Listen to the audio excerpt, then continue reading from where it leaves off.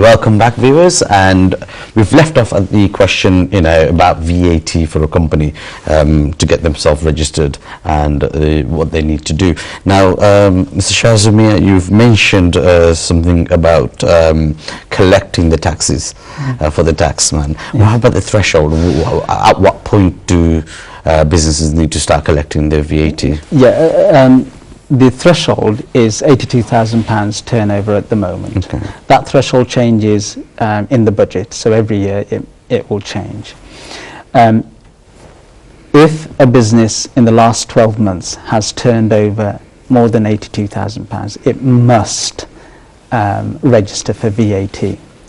Before then, it's an option. You can, if you want to, register, but you don't have to. But after the £82,000, you must register for VAT purposes. And again, it's all done online.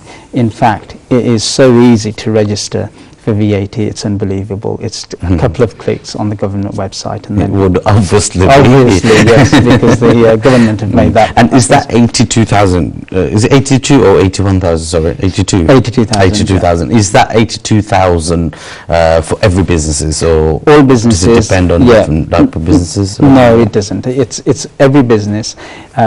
It's a turnover figure, so it's not profit, it's turnover. Whatever you're turning over in the last 12 months, you would have to register. Okay, it's very important that we understand it's not the profit, it's the turnover. That's right, absolutely. Okay, no problem. I know we've covered a bit about registering company. Yeah.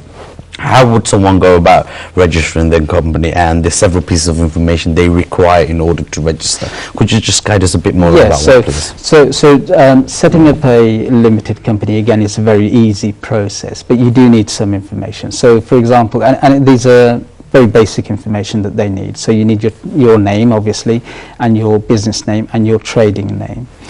What will happen, those sorts of things are, as I say, are very basic. You will fill in a form. You will also need to give details of any directors and any secretaries within your business, and any shareholders. All of those, that information needs to go in. Once you've done that, you'll get a registration number. And it's important, the registration number must appear on all your literature. So all the letterheading, you must say that you are a limited company and give the company registration number. All your leaflets and advertising, somewhere it must say that you are a limited company. Those are the limited company rules. With a sole trader, you just set yourself up with the HMRC. You can just give them a ring, and again, the process is very easy. You just call them and you say, I want to be a sole trader, and they give you a sole trader's reference, basically. It's called a unique tax reference. So you can pay your self-assessment. Self-assessment and all of that. Okay.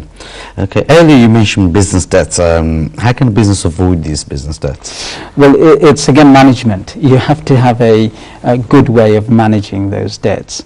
You have to make sure that you're not overspending, and look at your books to see what debts you can afford. Some debts you have to take on. So, for example, you need to buy things for your business, whether it's stock, or in in my line of business, it's computers, it's paper, it's envelopes, it's folders, it's a case management system. Those sorts of things are debts which you have to have within your business. But what you have to make sure is that you keep on top of it. And how to avoid it is basically, remember, you're dealing with other businesses who don't want to lose the relationship with you. They want you as a business, and what they want is obviously money, just like everyone else. So if you call them and if you discuss your issues, they will, I am sure that most businesses will say, okay, let's have a plan in place to repay the debt, so that you can still have that goodwill with that business. Court proceedings, you basically end any goodwill you have with a business, and it's people will be surprised what they can achieve just by making a telephone call. Okay, thank you. What if you're on the other foot? You owe all these people loads of money, but you're actually stuck. You can't really pay them off the money you owe? I think there has to come a time when you have to be realistic in your business and ask yourself, is this actually a business, or is it just winding you down? Because you can end up getting a lot of stress and a lot of problems personally because of your business. And there's got to come a point where you've got to say to yourself, this is probably the right time to end this business. And it's a difficult question to answer, because no one wants to lose their business. It's probably been their livelihood for the last 30 years, 20 years. It's probably been something that they've been dreaming about for the whole of their lives, but unfortunately it's just not working as a business concern. So what you have to do is start to sell away all your assets, try and sell the business if you can, or ultimately, the ultimate way to get out of it is to declare yourself bankrupt. Something that I don't advise. People who come to me and say, look, I can't afford anything, I always try and find a solution to see if we can manage the debt first of all, and keep the person from going bankrupt, because bankruptcy, basically, that's the end of a personal credibility. Okay. How about the process of bankruptcy? Could you give us a brief on that? I mean, most businesses will appoint a liquidator to liquidate a business. And what liquidation means is basically they get all the assets together and they say, how much is this worth? So in a restaurant it might be the cooker and the freezer and all of these things. And they will say, right, we're going to sell these off and pay off all the debt. Okay. Is that the case of a limited company and sole trader? Yeah, everyone basically. A liquidator will do that. If the liquidator then says, well, actually your assets aren't enough, so the fridge, the cooker, or the car, or whatever it is, isn't enough to pay for all of this debt that you've got, then they will help you to go bankrupt. Okay. Now you can go bankrupt yourself.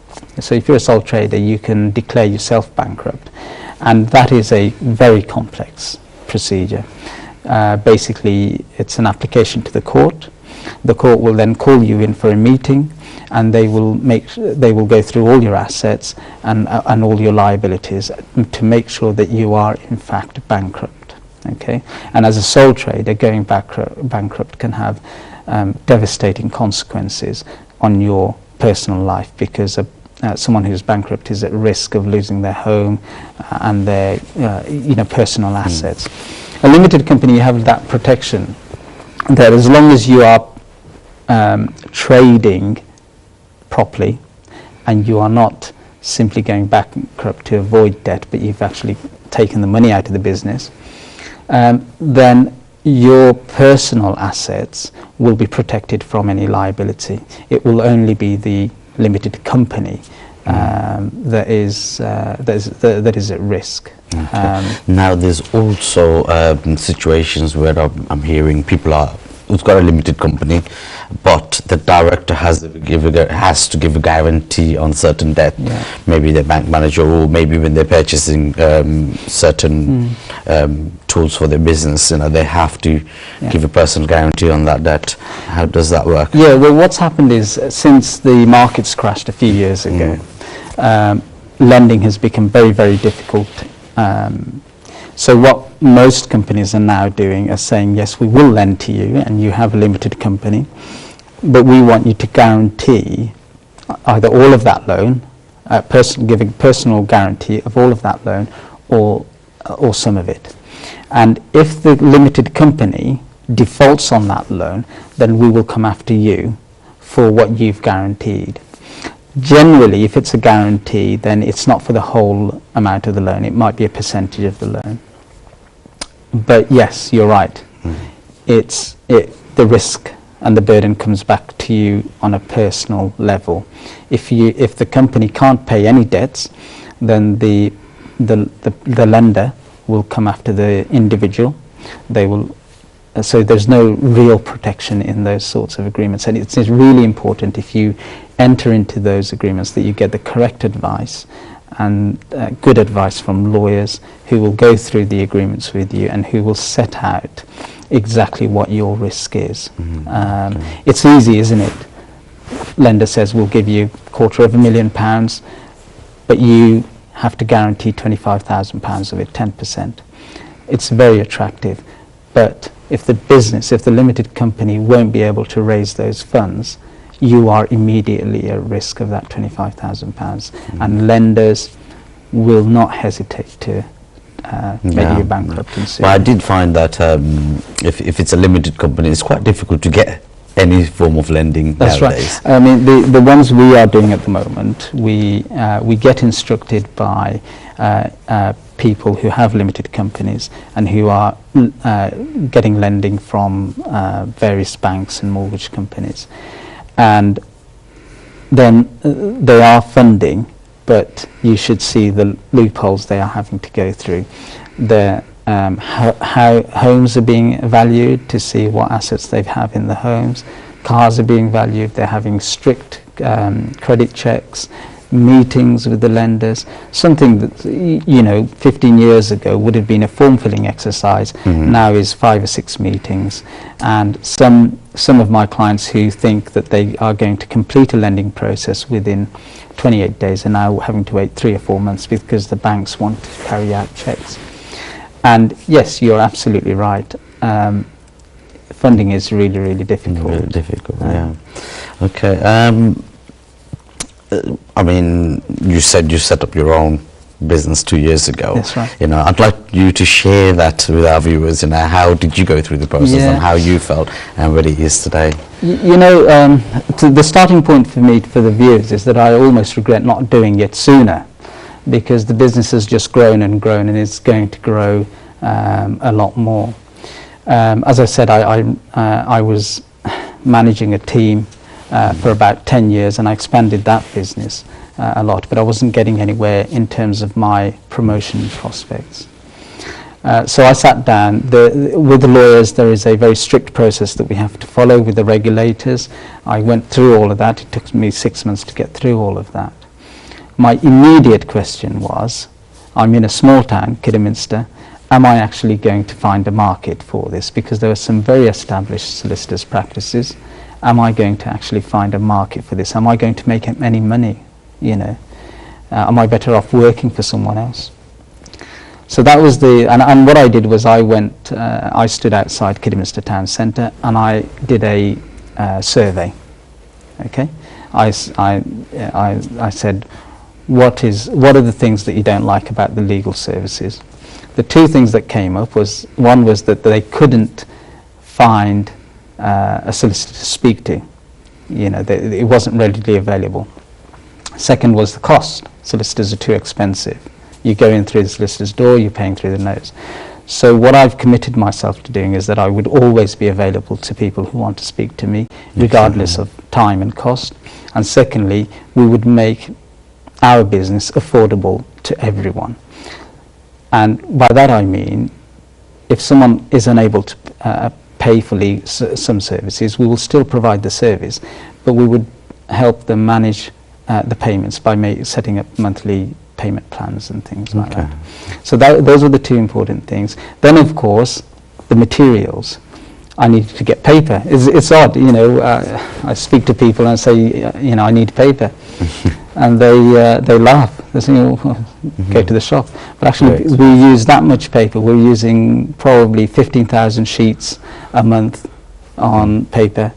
Computers for everyone, IT and internet services, websites, email addresses. Those were everything that I needed to do before I set up. And mashallah, now we're ready to we're ready to expand. We're ready to buy things, And as a small business, you have to really look at the fine details of cost. So I could have bought IT equipment for tens of thousands of pounds, but I drilled down and I looked for the cheapest. I phoned around my lawyer friends and said, look, what materials have you got available for me that I can use? I looked for the cheapest offices going, because you have to keep, in the initial days, you have to keep your costs down, otherwise you will be buried under debt. And thankfully I'm not. So the first thing you did is you tried to save money where possible, so your debt, in effect, you didn't have to borrow that money. Anyway, what I'm going to do is I'm going to actually go to a break now, viewers. We're coming to a break again, and we're going to come back and pick up from there. Yeah? Okay, viewers, see you after the break, so stay tuned. Thank you.